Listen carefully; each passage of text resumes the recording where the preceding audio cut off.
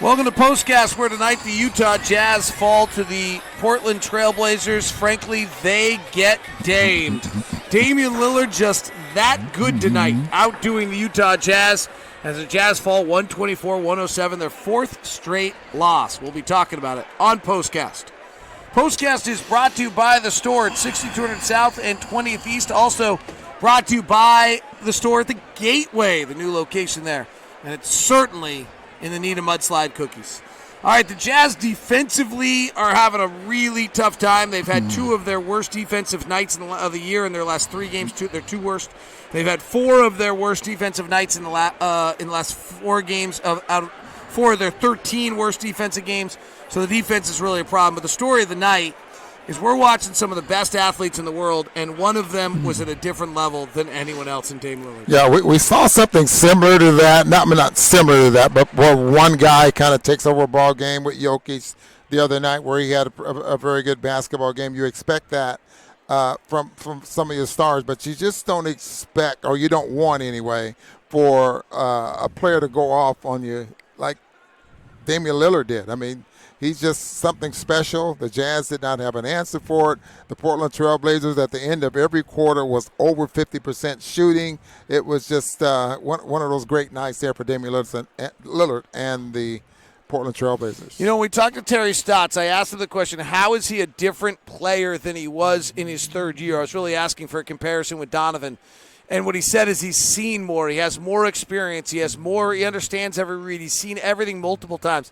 I don't know what there is for you to do to him.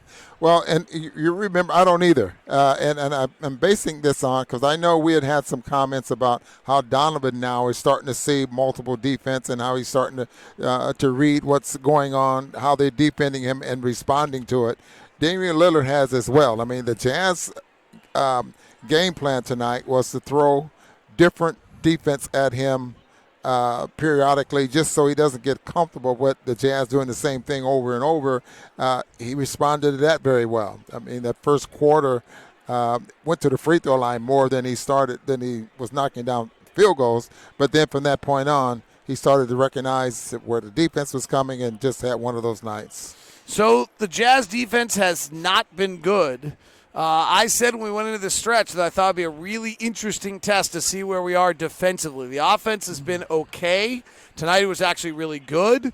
The offense has been a little less good because you're taking the ball out of the basket so many times instead of doing the other way. And teams are sometimes running a high pick and roll, sometimes just beating our guys off the bounce. What's going on, Ron? Well, that pick and roll in the middle of the floor is awfully good. I mean, I think we saw one of the best last night against the Denver Nuggets. Tonight, I think it was more Lillard than Whiteside, with the pick and roll. But I don't know, Dave. It's just a two-man game, and it's just a dangerous offense strictly because players are just so good nowadays. And then with Damian having such range and so good off the bounce, I mean, you just have to be careful guarding him. Otherwise, you're fouling him all night long. All right, we have some angry, frustrated, concerned Jazz fans. Let's take some of their questions. Joshua McGrath says, why didn't the Jazz just force the ball out of Lillard's hands? You double him when he crosses half court and make someone else beat him. Golden State laid the blueprint for shutting him down in the Western Conference Finals last year. That's actually New Orleans did it a few years ago. I'm not sure Golden State entirely did that, but why don't you just double team him and get the ball out of his hands? Well, that might be a way to get it done. We'll see what the Jazz do the next time they play the Portland Trailblazers. Like I said earlier, they wanted to throw multiple things at him, and they did double him a couple of times. But you get rid of it, then he goes and gets it back, and then all of a sudden Whiteside is rolling to the basket at 7 foot, and you might have Conley or George Niang from the backside trying to defend that. You got to give other coaches some credit there.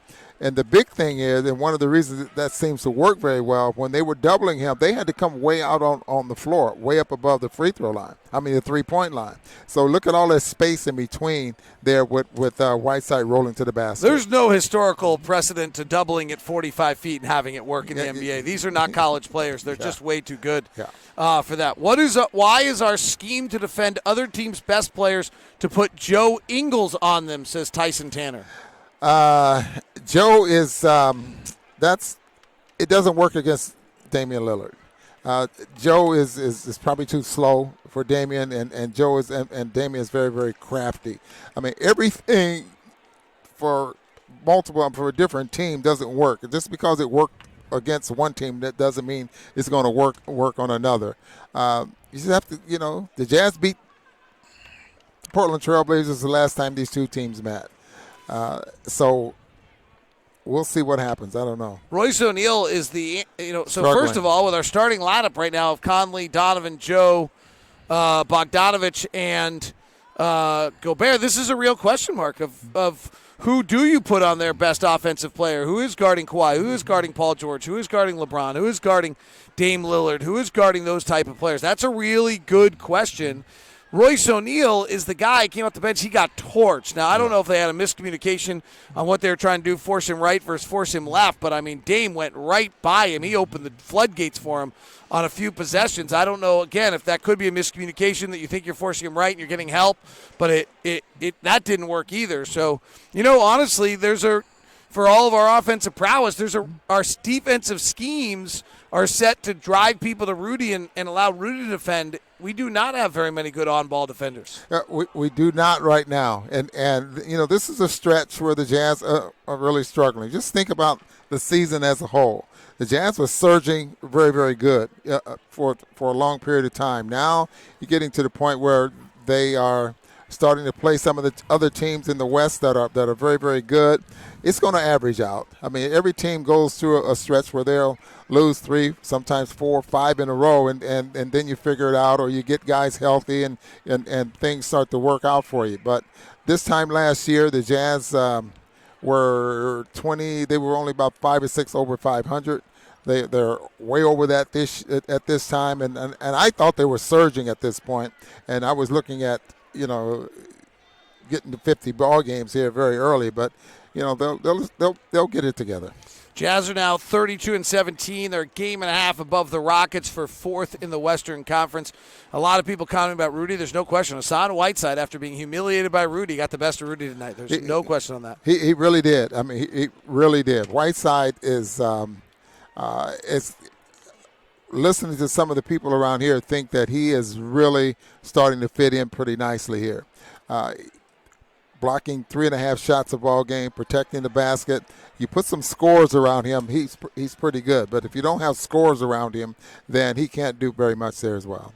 And the girl with the Donovan Mitchell jersey in the free throw shooting after the game just threw up an air ball. Maybe symbolic of the night. The Jazz fall 124-107. Mike Conley got the start. He scored 22 points. Donovan had 25, and Bojan had 22. Little disconcerting to see Joe Ingles take just 2 shots tonight. Royce O'Neal continues to scuffle a little, 1 for 6. George Niang had his first bad night shooting. He went 3 of 10, 0 of 5 from 3. Jazz shot 44% from 3 as a team, though. Their offense was fine tonight. Defensively, the worst defensive outing of the season as Damian Lillard puts on a tremendous show. That is Postcast. Have a great rest of your weekend. I'll talk to you Monday with Locked On Jazz. Have a good one.